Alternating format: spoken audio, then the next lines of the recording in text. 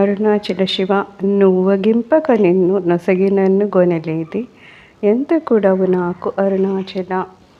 స్వామి, ఎప్పుడు నువ్వు నన్ను తీసుకున్నావో, నువ్వు నాకు ఇచ్చేసావో నాకైతే అర్థమే కాలేదు.